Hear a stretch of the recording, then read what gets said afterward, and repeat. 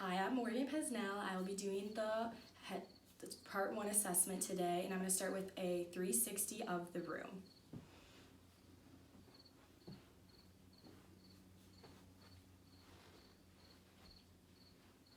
Alright, and here is my ID badge. Alright, and then this is Morgan. She is another Toledo nursing student, and she is also my roommate, so we do not need to wear a mask or the written consent form. But Morgan, do you verbally consent to this video? I do consent to the video. Okay, now that Morgan has consented, we can start the assessment. So before I would have already washed my hands and put gloves on and ensured patient privacy. I would have entered the room and introduced myself saying, hello, I'm Morgan, I'm going to be your student nurse today. And then I would identify the patient with 2 patient identifiers such as name and birthday. And then I would start off the assessment with asking her some questions about her medical history that apply to the assessment, such as, have you ever had a history of COPD? No. Have you ever had a history of asthma? No. All right, and then we are gonna go next to the mental part of the assessment. Morgan does seem conscious and is talking to me, but I'm just gonna make sure that she's alert, ask her a couple questions. Morgan, what is your name? Morgan. Where are we? At home. What are we doing? An assessment. And what time is it? It's like 11-ish. All right, and then, so she does seem to be alert, but I'm going to ask her about her mood today. Morgan, how are you feeling? Good. So her mood does seem to be appropriate and her behavior is appropriate. She does seem to be clean and dressed appropriately for the weather, so her appearance is good. And when she is talking to me, her voice, you can tell that she is alert and her speech is adequate. And then next, we are going to go to the face part of the assessment. So when I'm looking at her face, I can see that her nose is midline and her eyes are symmetrical to her ears on both sides, but I'm just gonna check with movement. Morgan, can you lift your eyebrows for me?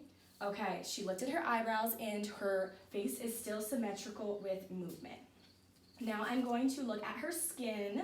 Her skin is a light beige color, there is no lesions, and there is no color discoloration of her skin. And then next I'm going to ask her, Morgan, can I touch your hair? Yes. So as I look through her hair, it is clean and healthy, there is no parasites, and there is no baldness, so her hair is distributed evenly. All right, the next portion of the assessment is I'm going to assess her eyes. So Morgan, can I have you pull down your eyes for me? So I'm looking at her sclera and you can see that it is white and has minimal red veining and her conjunctiva has no drainage and is clear. Morgan, you can let go of your eyes. Next, I'm going to check for eye movement to make sure it is symmetrical. So Morgan, I'm gonna have you follow my pen, the tip of my pen, please.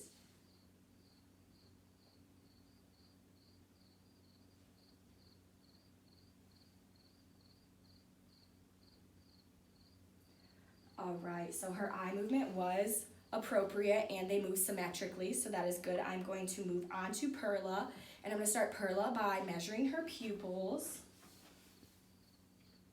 Both pupils appear to be around 6 millimeters, which is good because they are round and they are even.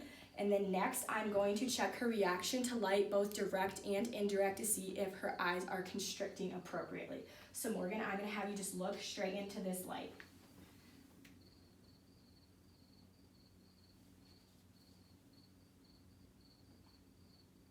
All right, her eyes did constrict appropriately to direct light, and now I'm going to check indirect light, which is seeing if the opposite eye constricts.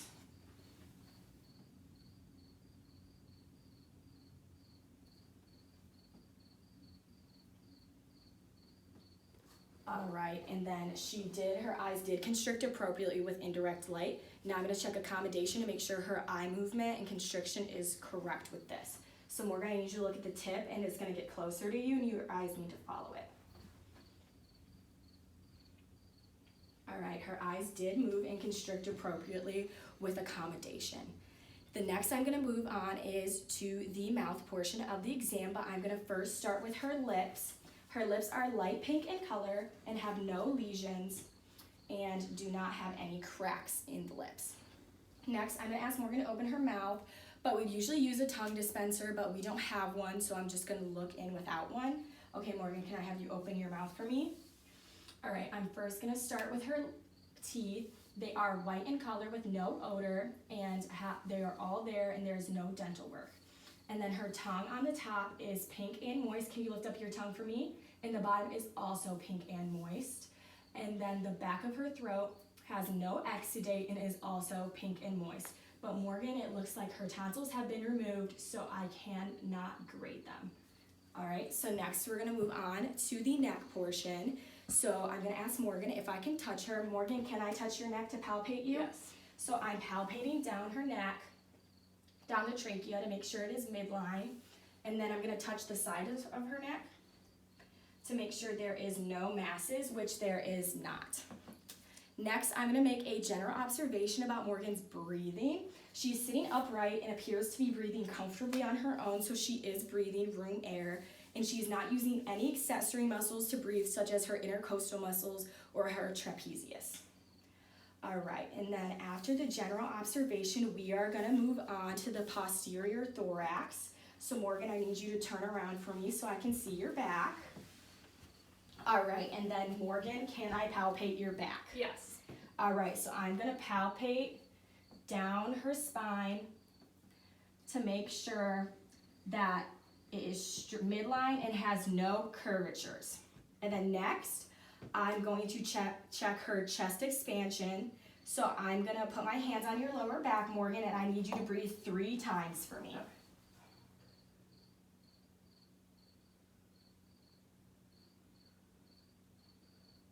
All right, so her chest expansion is appropriate and symmetrical on both sides. So the next thing I'm doing, Morgan, is I'm going to listen to your breathing, and I'm gonna need you to take a breath every time I move my stethoscope, okay? Okay. All right, so we're gonna begin at the top. All right, deep breath. Deep breath. Deep breath. Deep breath. Deep breath. Deep breath. Deep breath. Deep breath. Deep breath. Deep breath. All right, from the posterior thorax, her breathing is clear and concise. There is no crackling or whistling sounds. So next, Morgan, I'm gonna have you turn around and I'm going to listen to the front, and I'm going to do the same thing 10 to 12 times and start a little bit above her clavicle. So I'm gonna need you to breathe for me every time I move my stethoscope again, okay? All right, deep breath. Deep breath. Deep breath. Deep breath. Deep breath. Deep breath. Deep breath. Deep breath. All right. Deep breath. Deep breath. All right, again from the anterior thorax, her breathing sounds clear and concise, no whistling or any crackling, so that is good. And then next we're gonna move on to the abdomen part of the assessment. Morgan, I'm gonna need you to lay down on the couch for me and lift up your shirt. So usually if we were in a hospital, we would have a drape over her bottom half, but Morgan is wearing pants today, so it is okay. I can see on her stomach that there is no distension, there is no lesions, it is beige, it is symmetrical, and there is some, she can see a little bit of palpations in her upper, since she is thinner, you can see some. All right, and I'm gonna ask Morgan, are you in any pain today in your abdomen? No. Okay, but if she was in pain, I would make sure when I'm doing my assessment that I end in that quadrant. So Morgan, I'm gonna start with listening to your abdomen today. So I am gonna touch your stomach, and I'm gonna auscultate starting in the lower right quadrant.